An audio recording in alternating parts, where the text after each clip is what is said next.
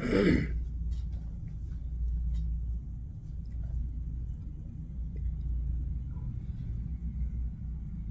this video is a breakdown on basically the two types of Milsims. This video is really my general opinion and how I sort of interpret and define the two sort of genres I see in Airsoft when we're talking about Milsim. Again, I think your silly Airsoft pronouns are dumb personally, but if I'm trying to make a buck, or if I'm trying to figure out what kind of event I want to go through, I guess I got to use these freaking pronouns, don't I? There are military simulations, which is basically literally what Milsim. So Milsim is short for military simulation.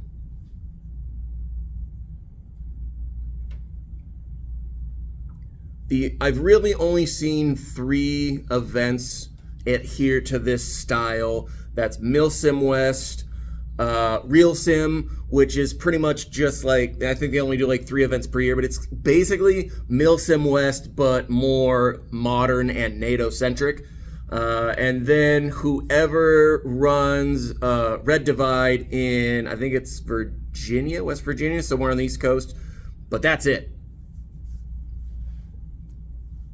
When we're talking military simulation, we're in the field. So once you check in, if you leave, you're gone. You're done with the event. You ruck in. You also ruck in like the food you need, any of the supplies you need. You're basically backpacking with an airsoft gun, which again is an FTX. So for me, when I see Milsim in the sense of military simulation, if it doesn't look really similar to what I was doing in the Army for an FTX or an STX, then it's not really Milsim, is it?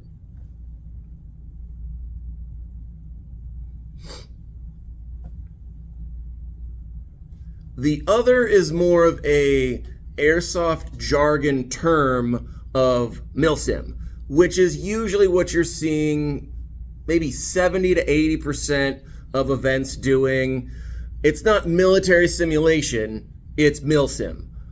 So again, we can use these genres and subgenres kind of like how they do in music. So in music, if we look at rock and roll, well, what the hell does that mean in the 21st century? Because if Elvis is the king of rock and roll, nothing really sounds like Elvis anymore. So what's going on with that? We talk about rock and roll like Rolling Stones or Aerosmith, because some people today might consider that classic rock. Is Metallica rock and roll? Is Machine Gun Kelly rock and roll? Then we've got heavy metal and black metal and all kinds of... But it all sort of falls under the generic use of rock and roll, right? Because again, now we're getting picky. Now it's a marketing thing, which is really what most of these stupid ass terms are. Same thing with speed, soft, mil, speed, all this bullshit that doesn't mean anything, except that it's a term that I use as someone that makes money off airsoft to try and make money off you.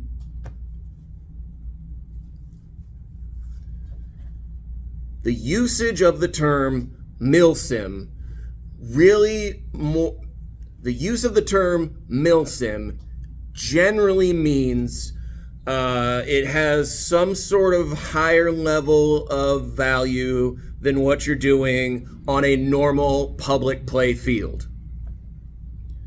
There's going to be some variation of a uniform requirement, meaning you have to dress a certain way to be identified on a certain team, instead of just, all right, you 4 dorks versus you 4 dorks, go to your sides.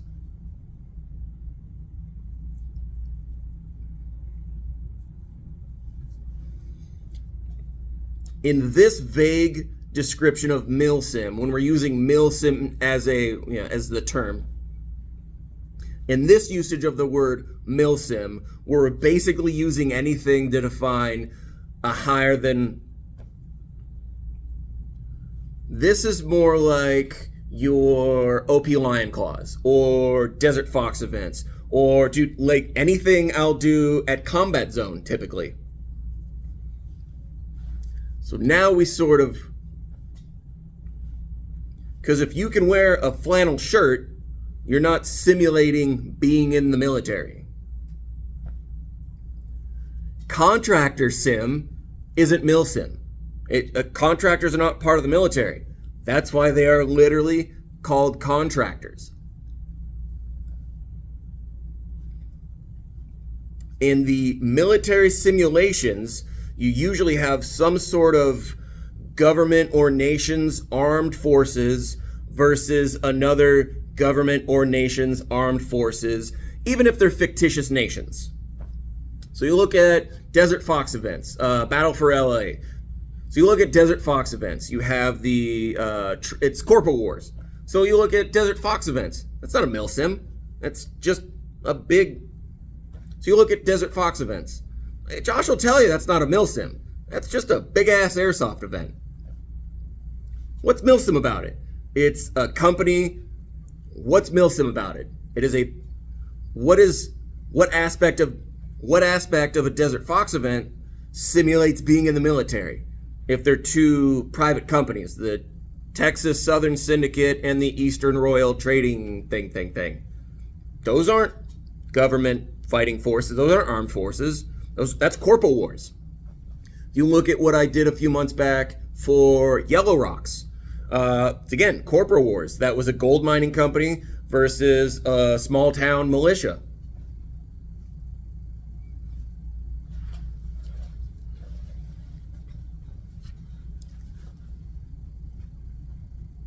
If you look at OP Lion Claw's Cartel Wars, that's not really simulating being in the military. If you want to look at OP Lion Claw's Cartel Wars, it's not really simulating being in the military.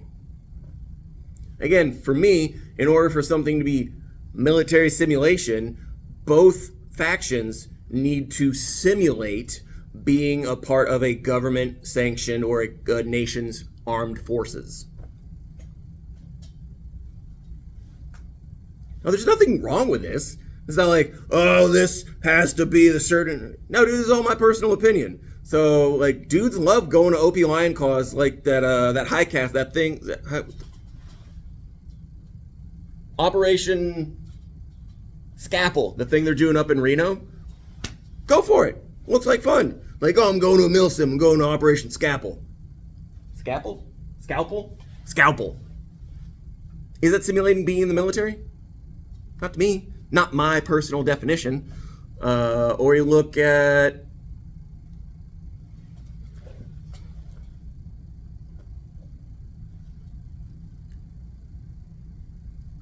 If at some point we're having a lunch break, and then at some point after the lunch break we break for the evening and then come back in the morning, what aspect of being in the military does that simulate? You don't really get breaks. You don't really get breaks in the field. You don't really get breaks in theater. Now, when I say a break, I mean when you leave the AO, there's no real... When you leave the AO, you're not subject to being attacked. When I went back to the FOB, we were still getting mortared because we were at an actual war.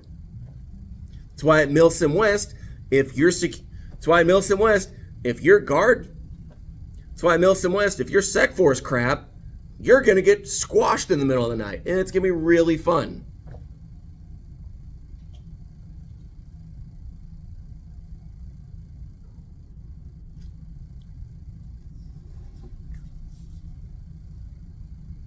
So when I hear players say like, "Oh, I'm going to a Milsim," like, "Oh, cool, what are you going?"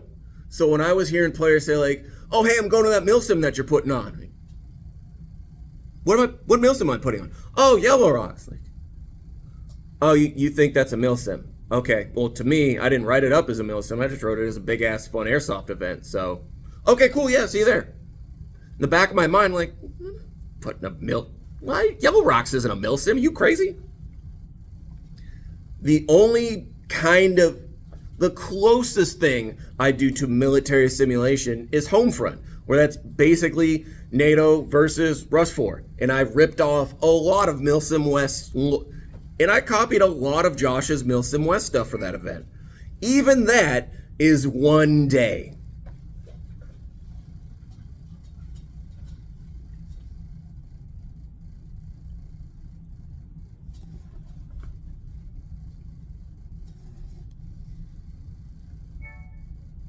What Milsim events, now using the broad spectrum of the term, are there in California?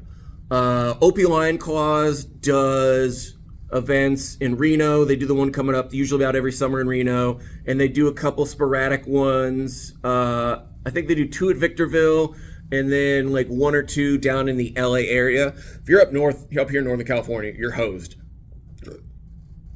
American Milsim, the closest they do on the West Coast is Copperhead. That's way out in hot-ass Plies, New Mexico. I thought about going to that just because a lot of my friends go. Maybe not. It's going to be really hot. It's New Mexico in, when is it, like August, September? I'm good. My Field Combat Zone, we try to do 4 big events, airsoft events, per year that I'm writing, and that's Yellow Rocks, Danger Close, which we had to cancel, Siege of Avalon, which is our only 2-day event, and then Homefront, which I'm doing in November. So Yellow Rocks, Danger Close, and Homefront are all single-day events. Siege of Avalon at the end of September is the only 2-day event we're going to have. OP Frostbite is in Clovis at Hill 559. That looks pretty neat, I guess, if you're sort of in that area. My field does a Milsim day at True Aim here in Roseville. I haven't seen any field do a Milsim themed day where there's like a specific, like you have to dress this certain way, you have to not use these types of, equipment or accessories, otherwise we'll kick you out the next time. Usually I'll let kids show up if it's their first time. Second time, nah, bro, that's on you.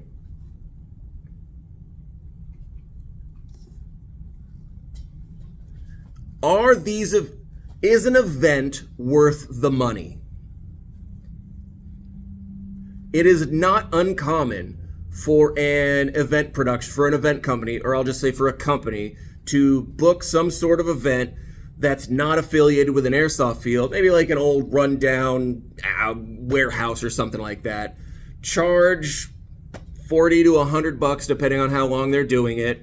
Put very little effort into the actual event and gameplay, and they're really just charging you to play airsoft, not at an airsoft field, because they know that the venue itself has draw potential, has the ability to rake in ticket sales. So if I know I'm renting out, I don't know, let's say for some reason I'm renting out Cal Expo in Sacramento, and I've rented out the entirety of Cal Expo, and for $200 for a weekend, you could play airsoft at like the whole Cal Expo fairgrounds.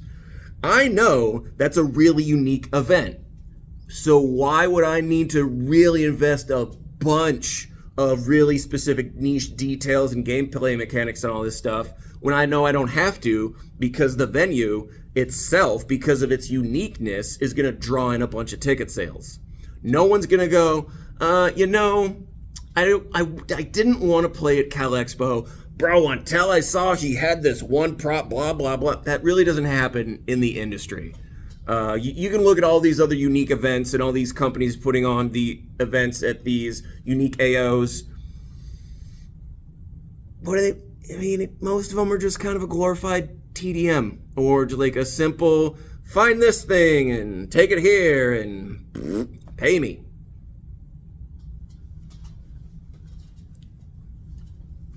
You want to get my money, you got to work really hard. Milsim West gets my money anytime I can in California. I'm going to try and branch off to some other events.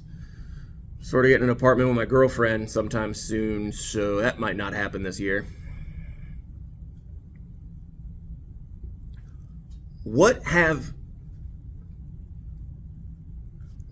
they set up for new players?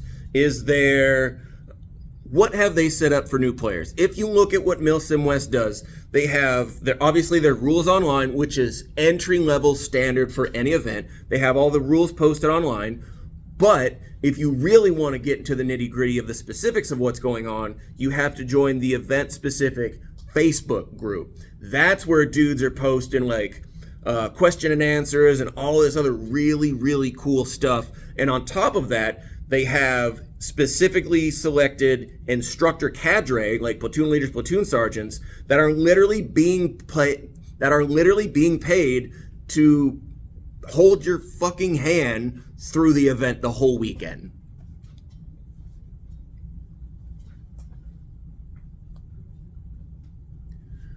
So let's look at, for instance, Desert Fox events, Battle for LA. There's no real command structures, or there's no real platoon leadership. It's just one big old shit show, which some people like, and that's why they booked that event out, which is really cool. Or you can go to that same venue, that same physical location under Milsim West, and it's a completely different experience. But again, it's different types of players going to these events. So usually, if you go to DFE a couple times, and then you're like, hey, this was kind of cool. What else is out there? Oh, Milsim West does a thing here. Let me pay $120 to give this a shot. And then you go, oh my God, this was way cooler than Desert Fox events. That's usually how that works.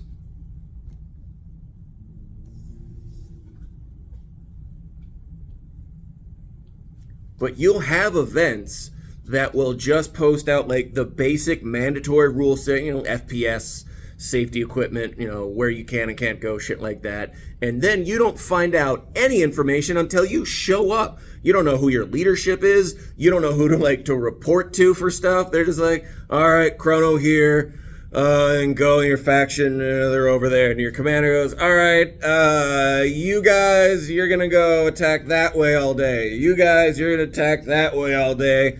And I'm going to go with my team and do whatever the fuck I want. So if you need me for any questions, figure it out. I'm here to play. Bro.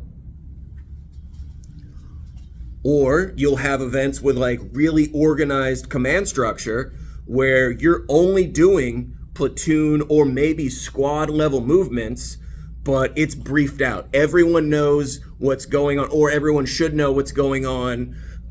Faction commanders are briefing platoon leaders. Platoon leaders will then brief their squad members or their squad leaders, or they just do a platoon level briefing. But dudes know what they're supposed to be doing. They're not just lost in the woods like it's some random ass pickup game of team deathmatch where it's just dudes wandering around an AO doing whatever the hell they want. Now, again, some people may like that. That's not really my jam. To sum it up, military simulation is kind of more like Tarkov or Marauders, or kind of like Sandstorm Insurgency style, where it's more specific, it's a lot slower pace. But Milsim is Counter-Strike or Call of Duty or whatever mishmash first-person shooter where it's just kill and run and kill and not really accomplish any specific objectives. The end.